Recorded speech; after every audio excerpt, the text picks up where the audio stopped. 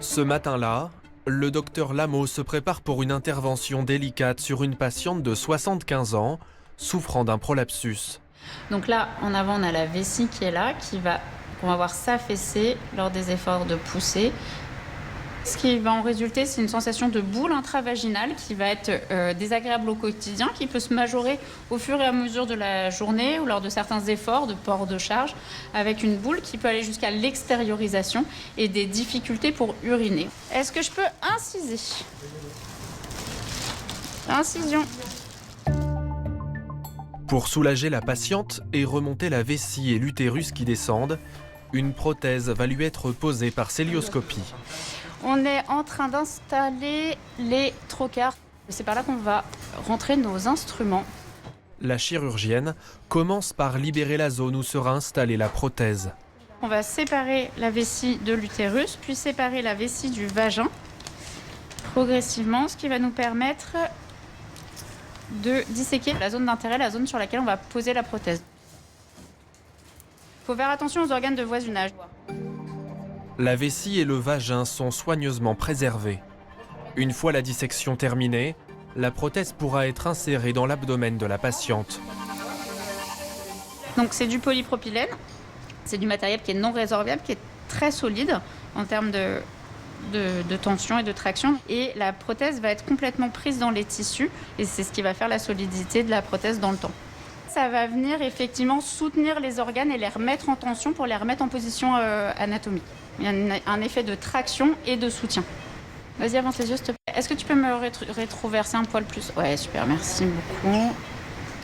Depuis 1 an, la pose de ces prothèses est strictement encadrée par la loi. Plusieurs patientes ont souffert de douleurs très invalidantes, mais cette intervention est parfois la seule solution. L'objectif, c'est d'améliorer la qualité de vie des patients. Donc la chirurgie, elle va intervenir que si la qualité de vie est très entachée. Si la qualité de vie est très entachée, le résultat, le bénéfice pour la patiente, il sera intéressant. Donc on va faire 6 à 8 points. La prothèse est d'abord cousue sur le vagin, puis l'autre extrémité est fixée au sommet du sacrum. Elle est ensuite enfouie dans l'abdomen, mais toujours à l'extérieur du péritoine, la membrane qui enveloppe les viscères. On ne peut pas laisser la prothèse au milieu du ventre pour plusieurs raisons. La première, c'est qu'il y a les anses digestives qui vont venir s'enrouler autour et donc on risque une occlusion.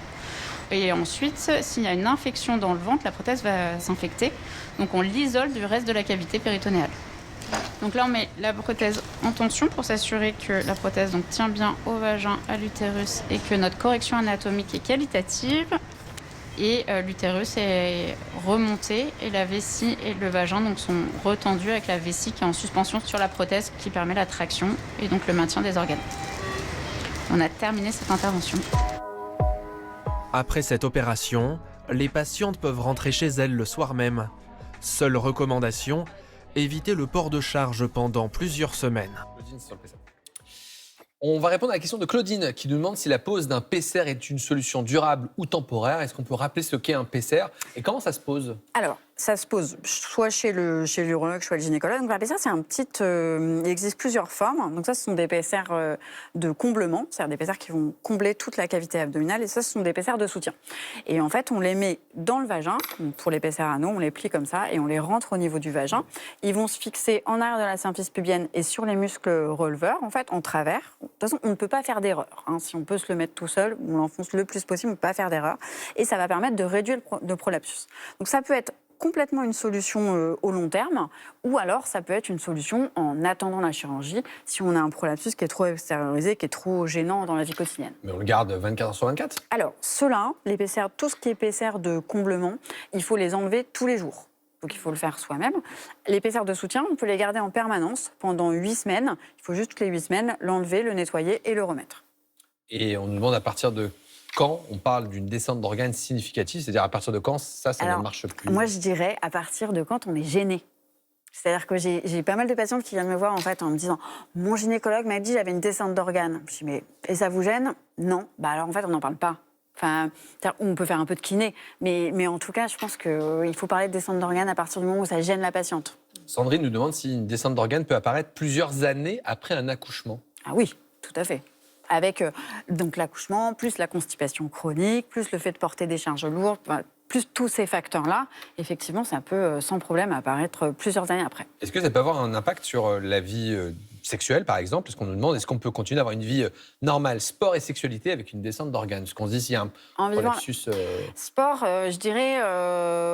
on peut tout à fait en mettant un PCR, mais c'est vrai que si on ne met pas de PCR, ça va peser en fait. Ça fait faire un On peut avoir des rapports sexuels avec les PCR. Oui, avec cela. Pas avec les PCR de Ok. comblement, mais avec cela, on peut avoir des rapports sexuels avec.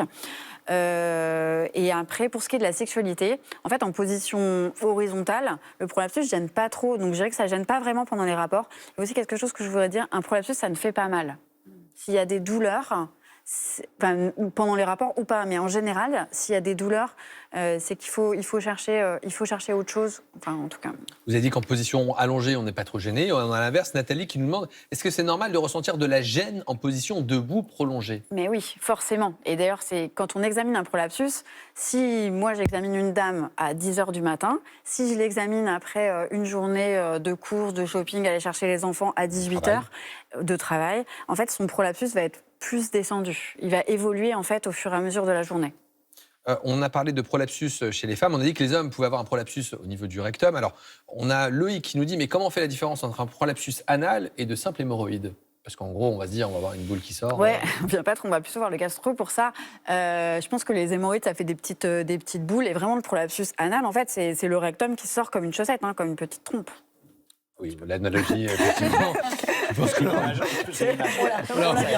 a tous l'image et vous penserez à nous demain quand vous mettrez vos chaussettes le matin. Vous pensez au docteur Sophie Hurel. On a Denise qui a 75 ans. Elle nous demande, est-ce qu'il est possible de stabiliser un prolapsus vésical ou de le faire regresser? Denise, elle précise, et c'est rare, mais son âge, elle a 75 ans. Et ça sous-entend, jusqu'à quel âge en fait on peut encore se faire traiter d'un prolapsus? Alors, il n'y a pas vraiment d'âge. Donc, notamment, on peut proposer des chirurgies par voie basse très simples, sans pose de matériel prothétique, qui sont très peu comorbides. Donc, il n'y a pas vraiment d'âge. Je dirais que... En fait, on peut stabiliser un prolapsus s'il n'est pas très important. Et alors après, je peux vous répondre que par la littérature, en fait. Mais on voit sur des grosses séries de patientes qui ont été suivies pendant 10 ans, en fait, il y en a un tiers qu'on opère. Donc, il y en a 2 tiers qui ont un prolapsus qu'on n'opère pas. Alors, est-ce que c'est parce que ce sont des perdus de vue ou est-ce que c'est parce que ça s'est stabilisé? Je ne peux pas répondre à cette question. Mais en tout cas, on n'opère pas tout le monde, même avec un prolapsus qui a consulté une fois. Alors, Sophie nous dit, j'ai honte d'en parler. Est-ce fréquent et comment en parler à son médecin?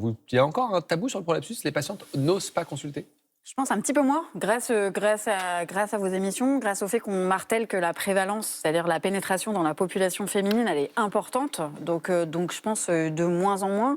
Mais c'est vrai que tous ces tabous autour de la zone pelvienne, de l'incontinence, du prolapsus sont encore assez marqués. Et donc c'est pour ça que je pense que c'est important d'en parler.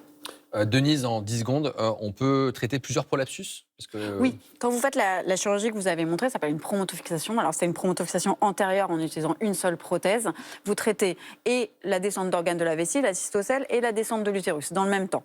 On peut faire, lors de la même intervention, également, on peut traiter le rectum en mettant une autre prothèse, ce qui rallonge à peu près dans 45 minutes la durée opératoire. Denise, faites-vous aider et allez consulter votre médecin. Eh bien, merci d'avoir répondu à toutes nos questions.